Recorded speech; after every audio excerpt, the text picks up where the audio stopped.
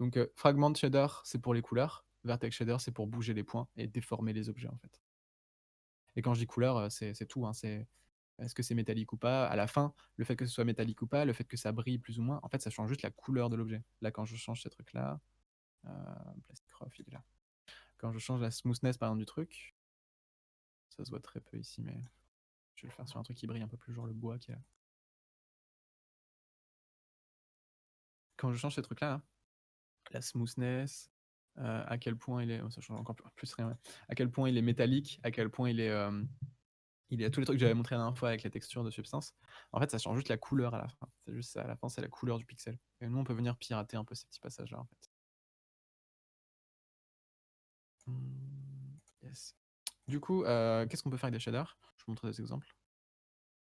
Donc nous, c'est un truc qu'on fait pas mal et c'est un truc qui nous a fait un peu connaître sur le web. Notre communauté, on la doit au tuto de shader qu'on a fait, il n'y a pas de secret. Ce qui fait que c'est une communauté de développeurs et du coup, ils s'achètent pas trop nos jeux. Mais bon, ça, c'est encore notre problème.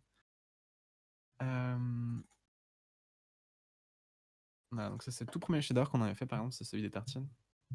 Donc en fait, un shader peut pas faire ça, de combiner déjà des textures. Donc on a une texture pour le pain, une texture pour le pain brûlé. Je voulais vraiment des tartines quand elles brûlent qui font quasi genre du charbon dans un barbecue, quoi, pour un truc très cartoonesque et très, pour vraiment montrer qu'elle est pétée et qu'elle va craquer au prochain truc. Donc on peut combiner des textures comme ça et animer. C'est-à-dire que là, je peux animer l'offset de la texture là pour justement, pour qu'elle bouge dans l'objet. Et du coup, ça nous donne cet effet d'animation à l'intérieur, quoi. Donc ça, on peut faire ça dans un shader, combiner des textures de façon un peu différente. Et l'optimisation RGB, on s'en fout, c'est pas un truc important. Et vous voyez, mon shader à la fin, il me crée un matériel. J'ai un matériel qui s'appelle Toast Shader. Et je peux choisir les trucs là-dessus. Et vous voyez, les noms des variables, c'est pas albédo métallique, tous ces trucs qui sont très spécifiques à mon objet à moi. La couleur quand il est brûlé, la couleur quand il est full brûlé, la couleur de base. J'ai un slider pour changer à quel point il est brûlé. J'ai des couleurs, voilà. Et nous, dans un shader, on va pouvoir créer ça. On va pouvoir créer un matériel qui a des options qui sont propres à nos objets à nous et qui a des trucs très spécifiques. Parce que là, du coup, on est en train de recoder ce truc-là. La texture ici. Moi, je vais avoir ça. Je lisse ma texture à la fin. Donc l'idée du RGB, là, c'est juste que j'ai 3 textures différentes en noir et blanc et que je me sers des 3 channels enfin, du rouge et du vert et du bleu pour créer une texture. Mais ça, on s'en fout. C'est pas de l'optimisation, on n'est pas obligé de faire ça. Mais voilà, et ça me permet d'avoir à la fin ce genre de truc-là qui s'anime un petit peu en direct et qui fait que ça bouge et tout. C'est vrai pour la 3D d'ailleurs, je fais un point, c'est vrai pour la 2D. Hein. En 2D, c'est la même chose. Hein. En 2D, c'est juste que c'est tout pareil.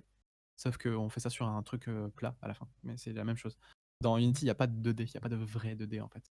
Les sprites, c'est des objets 3D, juste qu'ils sont plats. Et quand vous ajoutez un PNG sur la scène, en fait, il crée un plane, il crée un truc.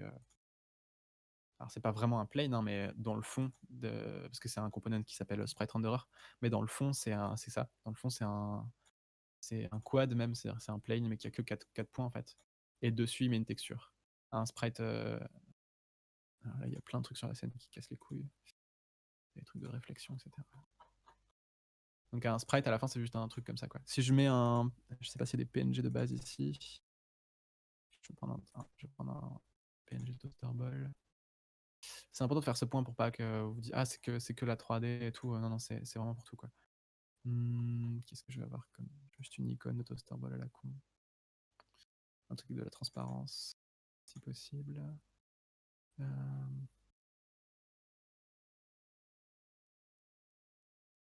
je vais prendre notre logo, allez, peu importe. Alors si j'en fais un sprite render, c'est mieux. Un sprite. Voilà, quand vous glissez un sprite, ok, j'ai glissé une image. En fait, il vous a créé un élément 3D qui est là. Vous voyez, je peux tourner autour et tout. Et si je le regarde en mode wireframe, donc en mode fil de fer, vous voyez, les éléments 3D, ils sont comme ça. Et là, il m'a juste créé un truc en mode fil de fer un peu moche, mais qui est plat et qui fait la forme de mon sprite render. Mais c'est juste ça à la fin. Et ça se shade de la même façon. Je peux mettre un shader dessus qui brille ou pas. Je peux faire énormément de choses. C'est exactement la même chose. Donc là, ce qu'on fait, c'est pour la 3D et la 2D. Hein. Donc on va faire ça. Je reviens à mes exemples là.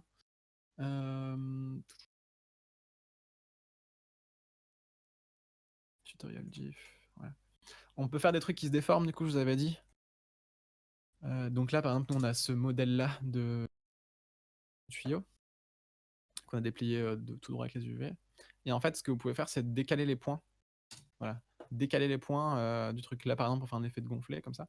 Ça, dans le shader, on peut faire ça, on peut gonfler des objets, comme je vous dis, on peut bouger les points, donc on peut vraiment déformer comme on veut après et du coup avoir cet effet d'extrusion là, en fait. Là, ce qu'on fait, c'est qu'on les décale dans la direction de la face à chaque fois. C'est-à-dire que la face, là, elle est pointée par là, bah, on la décale comme ça, ce point-là, on le décale comme ça et du coup, ça fait un truc qui fait un genre de gonflage comme ça. On peut utiliser des textures pour savoir à quel point ça doit se gonfler. Genre là, on a une texture, plus elle est noire, moins ça se gonfle à cet endroit-là, pour faire des zones qui sont un peu plus résistantes. Si vous regardez le coin là, il va gonfler carrément moins que tout à l'heure en fait. Hop, ici ça se gonfle moins et ça se regonfle après. Et on peut faire des maps de texture qui choisissent les couleurs. Donc voilà, ça permet de faire ça aussi un shader. Encore une fois, à la fin, j'ai un matériel qui ressemble juste à ce qu'il faut pour mon tuyau. Donc ça permet de faire ce truc-là.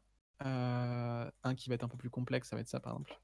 Donc là, voilà. C'est typiquement un shader pour faire de l'eau ou des trucs un peu liquides. On va partir d'un plane. Donc à la base, c'est un objet 3D qui ressemble à ça, un plane. Hein, si je fais dans Blender, ça va ressembler à ça. Je vais faire un plane avec des subdivisions. Voilà. Donc l'objet 3D qu'on avait de base, c'était juste un truc comme ça où il y a plein de points. Voilà. Et l'idée, c'est que nous, après, dans le shader, donc ça, c'est le truc qu'on apporte dans Unity, dans le shader, on va décaler des points en haut ou en bas pour faire des effets, quoi. Donc d'abord, on les extrude vers le haut. Ensuite, on va utiliser une sinusoïdale. Donc une sinusoïdale, c'est une fonction qui fait ça, en fait, qui fait des vagues. C'est le truc le plus mathématique qu'on va faire ça, c'est utiliser la fonction sinus qui ressemble à ça pour justement recopier des vagues, en fait. On va faire ça. On anime ça avec le temps, ce qui fait que ça bouge. On le fait dans les deux directions, ce qui fait que ça fait deux vagues comme ça. On met tout bas. On va mettre des couleurs par-dessus. Donc voilà, le shader, c'est ça en fait. On code ça. On code la façon dont les trucs bougent, on code la façon dont ça interagit avec ce qu'il y a autour.